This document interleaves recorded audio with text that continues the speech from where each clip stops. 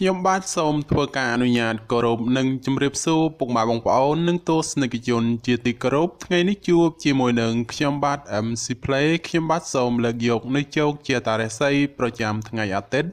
ថាតើនៅក្នុងថ្ងៃនេះដួងរាសីរបស់ពុកម៉ែបងប្អូនប្រែប្រួលផ្លាស់ប្ដូរទៅជាយ៉ាងដូចម្ដេចនោះដើម្បីកុំឲ្យខាតពេលវេលាយូរនោះសូមអញ្ជើញរីករាយសន្តាប់ជាមួយនឹងខ្ញុំបាទដូចតទៅសម្រាប់អស់លោកអ្នកដែលកើតឆ្នាំជូតកណ្ដុរអូប្រាចិញ្ចឹមនាំលៀបនាំជ័យនាំសុភមង្គលប្រាថ្នាអ្វីបានសម្រេចហើយអនាគតខ្លាចជាអ្នកមានទ្រព្យសម្បត្តិស្ដុកស្ដំម៉ោងនាំលៀបសំណាងគឺម៉ោង4ព្រឹកដល់ម៉ោង8យប់ពណ៌នាំលៀបសំណាងគឺពណ៌សនិងពណ៌ផ្កាឈូកលេខនាំលៀបសំណាងគឺលេខ48និងលេខ62សូមខមមិនលេខ555យកលៀបសម្បត្តិទេវតាទ្រព្យមានបារមីស័ក្តិសិទ្ធិណាស់សេចេញភ្លាមទំនេរទេឆត់បំផុតនិងមានសំណាងល្អនិងប្រទានសម្បត្តិមហាសេដ្ឋីមានលៀបមានជ័យមានលុយចូលហោហៀសម្រាប់ឆ្នាំជូតនៅថ្ងៃនេះដំណើរជីវិតរបស់អស់លោកអ្នកក៏ប្រសើរដូចនេះទោះធ្វើអ្វីក៏តែងតែមានការជឿនលឿនទៅមុខនិងមានជោគមានសេរីផងដែរសម្រាប់អ្នកប្រកបមុខរបររកស៊ីជួញដូរវិញបើលោកអ្នកចង់ធ្វើចំនួនទីចិត្តឆ្ងាយឃើញថាមិនមានអ្វីទាស់ខុសទេគឺផលកម្រៃចូលមកគួរសមសម្រាប់ការធ្វើដំណើរទីចិត្តឆ្ងាយមិនក៏បីប៉ះពាល់គ្រឿងស្រវឹងឡើយព្រោះពុំសូវមានសុវត្ថិភាពឡើយជាពិសេសអ្នកបើកបរតែម្ដងរីឯមនោសញ្ចេតនាស្នេហាកំឡោះក្រមុំមានភាពលូតលាស់ទៅមុខនិងកំពុងមានភាពផ្អែមល្ហែមចំពោះគ្នាប្រពៃណាស់សម្រាប់អស់លោកអ្នកដែលកើតឆ្នាំឆ្លូវកូននាំលៀបនាំជ័យនាំសុភមង្គលប្រាថ្នាអ្វីបានសម្រេចហើយអនាគតខ្លាចជាអ្នកមានទ្រព្យស្ដុកស្ដំម៉ោងនាំលៀបសំណាងគឺម៉ោង5ដល់ម៉ោង6ល្ងាចពណ៌នាំលៀបសំណាងគឺពណ៌សនិងពណ៌ក្រហមលេខនាំលៀបសំណាងគឺលេខ11និងលេខ61សូមខមមិនលេខ222យកលៀបសម្បត្តិទេវតាទ្រព្យមានបារមីស័ក្តិសិទ្ធិណាស់សេចេញភ្លាមទំនេរទីឆត់បំផុតនិងមានសំណាងល្អនិងប្រទានសម្បត្តិមហាសេដ្ឋីមានលៀបមានជ័យមានលុយចូលហោហៀចំពោះឆ្នាំឆ្លូវនៅថ្ងៃនេះការប្រកបការងារមានភាពរលូនល្អនិងធ្វើអ្វីក៏តែងតែជឿនលឿនទៅមុខគួរសមក្រៅពីនេះការទំនាក់ទំនងការងារឬចរចាអ្វីមួយក៏តែងតែសម្រេចជោគជ័យផងដែរសម្រាប់ការរៀបចំកិច្ចការងារឬចាត់ចែងបញ្ហាប្រាក់កាសតែងតែមានភាពរលូនល្អចំពោះអ្នកប្រកបមុខរបររកស៊ីជួញដូរពេលនេះប្រៀបបានដូចជាភ្លៀងធ្លាក់មួយមេឃស្រឡះព្រោះអាចកម្ចាត់រាល់ឧបទ្រពចង្រៃទាំងពួងឲ្យវិនាសជាអហោសកម្មអស់ហើយលោកអ្នកអាចប្រកបមុខរបរដោយពេញដៃពេញជើងហើយអាចរកផលកម្រៃគ្រាន់កាក់កបផងដែររីឯមនោសញ្ចេតនាប្រុសស្រីមានការជឿនលឿនទៅមុខនិងកំពុងមានភាពស្រស់ស្រាយចំពោះគ្នាប្រពៃសម្រាប់អស់លោកអ្នកដែលកើតឆ្នាំខាលខ្លាមន្ត្រីចិញ្ចឹមមានប្រាជ្ញាឆ្លាតវៃមានគំនិតភ្លឺថ្លាហើយអនាគតខ្លាយជាអ្នកមានអំណាចនិងទ្រព្យស្ដុកស្ដំម៉ោងនាំលៀបសំណាងគឺម៉ោង5ព្រឹកដល់ម៉ោង7យប់ពណ៌នាំលៀបសំណាងគឺពណ៌សនិងពណ៌ផ្កាឈូកលេខនាំលៀបសំណាងគឺលេខ21និងលេខ82សូមខមមិនលេខ799យកលៀបសម្បត្តិទេវតាទ្រព្យមានបារមីស័ក្តិសិទ្ធិណាស់សេចេញភ្លាមទំនេរទាឆត់បំផុតនិងមានសំណាងល្អនិងប្រទានសម្បត្តិមហាសេដ្ឋីមានលៀបមានជ័យមានលុយចូលហោហៀចំពោះឆ្នាំខាលនៅថ្ងៃនេះដួងរាសីងើបឡើងខ្ពស់ដូចនេះបើមានបញ្ហាអ្វីក៏បីប្រញាប់ធ្វើការដោះស្រាយពីព្រោះថាផលល្អនោះតែងតែហុចឲ្យវិញជានិច្ចទាំងស្ត្រីនិងបុរសនៅពេលនេះបើលោកអ្នកចង់ខ្ចីអ្វីមួយពីអ្នកដទៃតែងតែគេជួយជ្រោមជ្រែងនិងអាណិតស្រឡាញ់ផងដែរចំពោះអ្នកប្រកបមុខរបររកស៊ីជួញដូរប្រាក់កាសដែលធ្លាប់តែបាល់ហួសឬក៏ហោះរំលងពេលនេះអាចចាប់បានខ្លះវិញហើយរីឯមនោសញ្ចេតនាកំឡោះក្រមុំឬមេម៉ាយពោះម៉ាយក្តីបើលោកអ្នកចង់ផ្សំផ្គុំគ្រួសារឬរៀបអាពាហ៍ពិពាហ៍ជាឱកាសល្អប្រពៃបំផុតសម្រាប់អស់លោកអ្នកដែលកើតឆ្នាំថោះទុនសាយមាសមានបារមីដាច់ជះមានអំណាចមានមនុស្សជាច្រើនជ្រោមជ្រែងការងារតូចធំដើម្បីឲ្យអនាគតខ្លាយជាអ្នកមានទ្រព្យសម្បត្តិស្ដុកស្ដំម៉ោងនាំលៀបសំណាងគឺម៉ោង6ព្រឹកដល់ម៉ោង9យប់ព ពណ៌នំលាបសំណាងគឺពណ៌ទឹកក្រូចនិងពណ៌ផ្កាឈូកលេខនំលាបសំណាងគឺលេខ77និងលេខ84សូមខមមិនលេខ666យកលាបសម្បត្តិមហាសិទ្ធិមានបារមីស័ក្តិសិទ្ធិណាស់សេចេញភ្លាមទំនេរទាយឆត់បំផុតនិងមានសំណាងល្អនិងប្រទានសម្បត្តិមហាសិទ្ធិមានលាបមានជ័យមានលុយចូលហោហៀចំពោះឆ្នាំថោះនៅថ្ងៃនេះបើទោះបីធ្វើអ្វីមួយក៏ដោយលោកអ្នកត្រូវតែមានការសម្រេចចិត្តឲ្យបានល្អិតល្អន់ហើយត្រូវតែចងចាំថាបើសម្រេចចិត្តត្រូវនឹងទទួលបានផលល្អរីឯការសម្រេចចិត្តខុសវិញគឺមិនត្រឹមតែខកបំណងទេគឺថែមទាំងត្រូវខ្លោចផ្សាចិត្តផងដែរសម្រាប់អ្នកប្រកបមុខរបររកស៊ីជួញដូរវិញមានការលក់ចេញទិញចូលគ្រាន់បើរីឯផលកម្រៃទៀតសោតអាចប្រមូលចូលផ្ទះវិញយ៉ាងត្រជាក់ចិត្តសម្រាប់ការធ្វើដំណើរទីជិតឆ្ងាយមានភាពសុខដុមទាំងពេលទៅនិងពេលត្រឡប់មកវិញរីឯមនោសញ្ចេតនាប្រស្រីមានការប្រែប្រួលផ្លាស់ប្ដូរព្រោះជួនល្អជួនអាក្រក់នាំឲ្យខ្វាយខ្វល់ជាញឹកញាប់សម្រាប់អស់លោកអ្នកដែលកើតឆ្នាំរោងអ្នកករាជមន្ត្រីចិញ្ចឹមធ្វើកិច្ចការងារអ្វីអ្នកតែងតែមានគំនិតជ្រះថ្លាប្រាថ្នាអ្វីបានសម្រេចហើយការងារតូចធំតែងតែមានអ្នកជួយទំនុកបំរុងសពគ្រប់បែបយ៉ាងម៉ោងនំលាបសំណាងគឺម៉ោង7ព្រឹកដល់ម៉ោង9យប់ពណ៌នំលាបសំណាងគឺពណ៌បៃតងនិងពណ៌ក្រហមលេខនំលាបសំណាងគឺលេខ77និងលេខ99សូមខមមិនលេខ789យកលេបសម្បត្តិអង្គញាមានបារមីស័ក្តិសិទ្ធិណាស់សេចេញភ្លាមទំនេរទាយឆត់បំផុតនិងមានសំណាងល្អនិងប្រទានសម្បត្តិមហាសិទ្ធិមានលេបមានជ័យមានលុយចូលហោហៀសម្រាប់ឆ្នាំរោងនៅថ្ងៃនេះដំណើរជីវិតមិនល្អប្រសើរទេហេតុនេះលោកអ្នកតែងតែប្រកបការងារណាដែលមិនសំខាន់ឬធំដុំពេកទៅប្រសើរក្រៅពីនេះធ្វើអ្វីត្រូវតែចិត្តត្រជាក់ទៅមិនមានបញ្ហាមិនល្អណាមួយចូលយាយីកើតសម្រាប់ការរស់នៅងាយនឹងមានជម្លោះវិវាទជាមួយអ្នកដទៃណាស់ក៏បីមានការប្រុងប្រយ័ត្នប្រយែងអ្នកប្រកបមុខរបររកស៊ីជួញដូរចូលប្រយ័ត្នប្រយែងក្រុមមនុស្សអុចអាលអ្វីមួយនាំឲ្យកើតការក្តៅក្រហាយបង្កជាជម្លោះវិវាទជាមួយអ្នកដទៃកើតឡើងរីឯមនោសញ្ចេតនាស្នេហាប្រុសស្រីកុំចង់ទុំមុនស្រគាលប្រយ័ត្នជួបរឿងទុក្ខសោករឿងតូចខ្លាយជារឿងធំគ្មានអ្នកណាជួយស្រ័យស្រង់ទៅរួចសម្រាប់អស់លោកអ្នកដែលកើតឆ្នាំម្សាញ់ពស់ទេវតាចិញ្ចឹមមានលៀបមានជ័យមានមនុស្សជាច្រើននាំគ្នាស្រឡាញ់រាប់អានសាទរម៉ោងនំលាបសំណាងគឺម៉ោង7ព្រឹកដល់ម៉ោង7យប់ពណ៌នំលាបសំណាងគឺពណ៌បៃតងនិងពណ៌ក្រហមលេខនំលាបសំណាងគឺលេខ69និងលេខ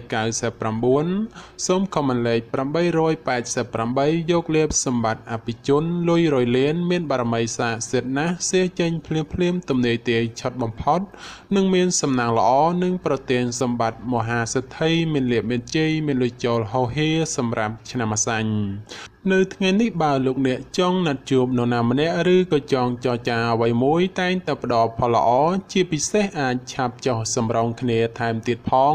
សម្រាប់អ្នកប្រកបមុខរបររកស៊ីជួញដូរចូលមានការប្រុងប្រយ័ត្នប្រយែងមនុស្សសម្ដីផ្អែមព្រោះងាយធ្លាក់ក្នុងអបាយកលរបស់គេណាស់ក៏បីចេះពិនិត្យឲ្យបានគ្រប់ជ្រុងជ្រោយទៅប្រសើរ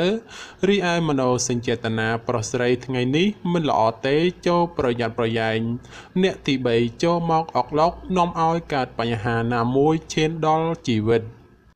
សម្រាប់អស់លោកអ្នកដែលកើតឆ្នាំមមីសេះមេតបចិញ្ចឹមនំលាបនាំជ័យនាំសុភមង្គលប្រាថ្នាអ្វីបានសម្រេច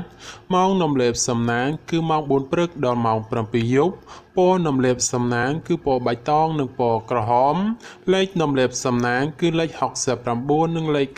99សូមខមមិនលេខ799យកលាបសម្បត្តិទេវតាទ្រព្យមានបារមីស័ក្តិសិទ្ធិណាស់សេចេញភ្លាមទំនេរទាយឆត់បំផុតនិងមានសំណាងល្អនិងប្រទានសម្បត្តិមហាសិទ្ធិមានលាបមានជ័យមានលុយចូលហោហៀចំពោះឆ្នាំមមីនៅថ្ងៃនេះដំណើរជីវិតក៏ប្រសើរគួរសមម្ល៉េះហើយលោកអ្នកអាចមានរឿងគួរសប្បាយចិត្តនិងអាចមានដំណឹងល្អអ្វីមួយផ្ដល់ឲ្យមានក្តីសង្ឃឹមផងចំពោះអ្នកប្រកបមុខរបររកស៊ីជួញដូរប្រាក់កាសដែលធ្លាប់តែបាល់ហួសឬក៏ហោះរំលងពេលនេះអាចចងចាប់បានខ្លះវិញហើយសម្រាប់ការធ្វើដំណើរទីជិតឆ្ងាយមានភាពសុខដុមទាំងពេលទៅនិងពេលត្រឡប់មកវិញរីឯមនោសញ្ចេតនាកំឡោះក្រមុំឬមេម៉ាយពោះម៉ាយក្តី បើលោកអ្នកចង់ផ្សំផ្គុំគ្រួសារឬរៀបអាពាហ៍ពិពាហ៍តែងតែសម្រេចជោគជ័យដោយគោលបំណងសម្រាប់អស់លោកអ្នកដែលកើតឆ្នាំមុំមេពពែមាសមានបារមីដែលជះឈ្នះអមេសត្រូវប្រាថ្នាអ្វីបានសម្រេចហើយអនាគតខ្លាយជាសេដ្ឋីឬគេហបតីជាន់ខ្ពស់ម៉ោងនាំលេខសំណាងគឺម៉ោង5ព្រឹកដល់ម៉ោង7យប់ពណ៌នាំលេខសំណាងគឺពណ៌ខ្មៅនិងពណ៌ស្វាយលេខនាំលេខសំណាងគឺលេខ19និងលេខ29សូមខមមិនលេខ888យកលេខសម្បត្តិអ្នកមានជាន់ខ្ពស់មានបារមីស័ក្តិសិទ្ធិណាស់សេចេញភ្លាមទំនេរទាឆាត់បំផុតនិងមានសំណាងល្អនិងប្រទានសម្បត្តិមហាសិទ្ធិមានលៀបមានជ័យមានលុយចូលហោហៀសម្រាប់ឆ្នាំមមេនៅថ្ងៃនេះមានការផ្លាស់ប្ដូរអារម្មណ៍ហើយការប្រកបកិច្ចការងារក៏តែងតែរៀនស្ទះញឹកញាប់ច្រើនផងដែរក្រៅពីនេះការរស់នៅរបស់អស់លោកអ្នកចូលប្រយ័ត្នការមានទំនាស់ពាក្យសម្ដីជាមួយក្រុមមនុស្សក្បែរខ្លួនជាពិសេសត្រូវគេស្ដីបន្តោសឬក៏ជាស្ដីក្នុងរឿងអ្វីមួយចំពោះបញ្ហាការងាររកស៊ីនៅថ្ងៃនេះមានភាពប្រទែងប្រទើសទាំងក្នុងគ្រួសារនិងអ្នកមានមុខរបរដូចគ្នារីឯមនោសញ្ចេតនាប្រុសស្រីបើចង់យកនរណាម្នាក់ជាគូគប់ត្រូវតែពិនិត្យសំចៃឲ្យច្បាស់លាស់ទើបប្រសើរសម្រាប់អស់លោកអ្នកដែលកើតឆ្នាំវោកស្វាមន្ត្រីចិញ្ចឹមនាំលៀបនាំជ័យនាំសុភមង្គលប្រាថ្នាអ្វីបានសម្រេចហើយអនាគតខ្លាចជាអ្នកមានទ្រព្យស្ដុកស្ដំម៉ោងនាំលៀបសំណាងគឺម៉ោង5ព្រឹកដល់ម៉ោង6ល្ងាចពណ៌នាំលៀបសំណាងគឺពណ៌ខ្មៅនិងពណ៌សលេខនាំលៀបសំណាងគឺលេខ01និងលេខ69សូមខមមិនលេខ168យកលៀបសម្បត្តិមហាសំពៅលួងមានបារមីស័ក្តិសិទ្ធិណាស់សេចេញភ្លាមទំនេរទាឆាត់បំផុតនិងមានសំណាងល្អនិងប្រទានសម្បត្តិមហាសិទ្ធិមានលៀបមានជ័យមានលុយចូលហោហៀចំពោះឆ្នាំវោកនៅថ្ងៃនេះបើទោះបីធ្វើអ្វីតែងតែជួបបញ្ហាលំបាកច្រើនបន្តិចតែយ៉ាងណាលោកអ្នកមានការព្យាយាមអត់ធ្មត់ភាពជោគជ័យតែងតែកើតមាននៅពេលក្រោយវិញផងដែរក្នុងពេលនេះដោយសារលោកអ្នកជួបបញ្ហាចំណូលតិចរីឯការចំណាយច្រើនសពគ្រប់សារពើដូចនេះត្រូវមានការប្រយ័ត្នប្រយែងក្រែងជួបវិបត្តិថវិកាក្នុងគ្រួសារសម្រាប់អ្នកប្រកបមុខរបររកស៊ីជួញដូរក្នុងពេលនេះគឺមិនសូវគប្ប្រសើរឡើយរីឯមនោសញ្ចេតនាកំឡោះក្រមុំមានការប្រឆាំងគ្នានិងមិនចោះសម្រងគ្នានោះឡើយ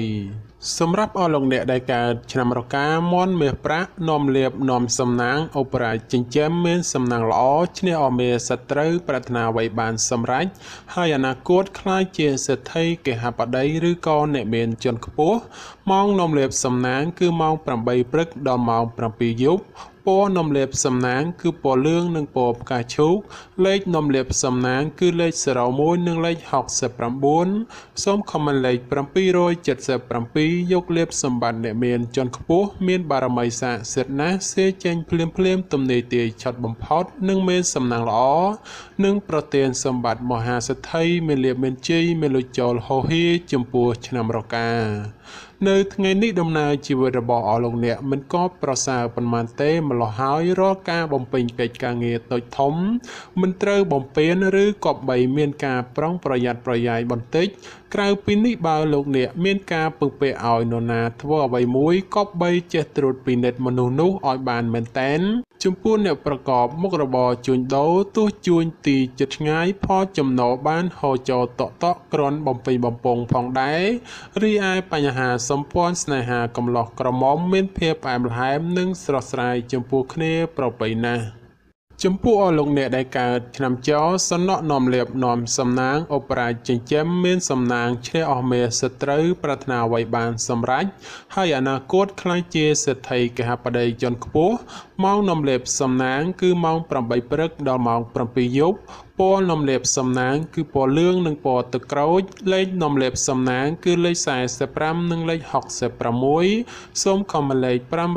567យកលេបសម្បត្តិអ្នកមានជាន់ខ្ពស់មានបារមីស័ក្តិសិទ្ធិណាស់សេចេញភ្លាមទំនេរទាឆាត់បំផុតនិងមានសំណាងល្អនិងប្រទានសម្បត្តិមហាសិទ្ធិមានលៀបមានជ័យមានលុយចូលហោហៀចំពោះឆ្នាំច ក្នុងថ្ងៃនេះដំណើរជីវិតរបស់អស់លោកអ្នកល្អប្រសើរដូចនេះផ្ដល់ផលល្អសម្រាប់អស់លោកអ្នកក្នុងការចាត់ចែងកិច្ចការងារចាស់ឬក៏កិច្ចការងារដែលនៅសេសសល់ចំពោះអ្នកប្រកបមុខរបររកស៊ីជួញដូរវិញមានការចម្រើនលូតលាស់ទៅមុខដូច្នោះជាឱកាសល្អក្នុងការផ្លាស់ប្ដូរមុខរបរថ្មីឬបើកធ្វើចំនួនតូចធំបំផុតសម្រាប់ការធ្វើដំណើរទីជិតឆ្ងាយជួបសេចក្តីសុខក្សេមក្សាន្តដោយសមមួយដងរីឯមនោសញ្ចេតនាកំឡោះក្រមុំមានការយកចិត្តទុកដាក់និងផ្អែមល្ហែមល្អចំពោះគ្នាប្រពៃសម្រាប់អស់លោកអ្នកដែលកើតឆ្នាំកុរជ្រូកនាំលាភនាំជ័យនាំសុភមង្គលប្រាថ្នាអ្វីបានសម្រេចហើយអនាគតខ្លាចជាអ្នកមានទ្រព្យស្ដុកស្ដម្ភម៉ោងនាំលាភសំណាងគឺម៉ោង4ព្រឹកដល់ម៉ោង7យប់ពណ៌នាំលាភសំណាងគឺពណ៌សនិងពណ៌លឿងលេខនាំលាភសំណាងគឺលេខ81និងលេខ62សូមខមមិនលេខ168យកលេខសម្បត្តិទេវតាទ្រព្យមានបារមីស័ក្តិសិទ្ធិណាស់សេចេញភ្លាមទំនាយទាយឆត់បំផុតនិងមានសំណាងល្អនិងប្រទានសម្បត្តិមហាសិទ្ធិមានលាភមានជ័យមានលុយចូលហោហៀចំពោះឆ្នាំកុរនៅថ្ងៃនេះការប្រកបការងារចូលប្រយ័ត្នប្រយែងការប៉ះទង្គិចពាក្យសម្ដីជាមួយមនុស្សនៅក្បែរខ្លួនសម្រាប់ក្នុងរង្វង់គ្រួសារស្ត្រីចូលចេះអត់ធ្មត់កិច្ចការងារផ្ទះបន្តិចព្រោះបើពុំនោះទេនឹងមានចំនួនវិវាទណាមួយពុំខានចំពោះអ្នកប្រកបមុខរបររកស៊ីជួញដូរលោកអ្នកជួបរឿងខ្វាយខ្វល់ច្រើនព្រោះតែការធ្វើចំនួនទីជិតឆ្ងាយមិនសមដោយប្រកបឡើយរីឯការធ្វើដំណើរទីជិតឆ្ងាយចូលប្រយ័ត្នប្រយែងក្រុមមនុស្សបៀតបៀនយាយីដោយប្រការណាមួយរីឯមនោសញ្ចេតនាប្រុសស្រីមានការប្រែប្រួលផ្លាស់ប្ដូរព្រោះជូនផ្អែមព្រោះជូនអាក្រក់នាំឲ្យខ្វាយខ្វល់ជាញឹកញាប់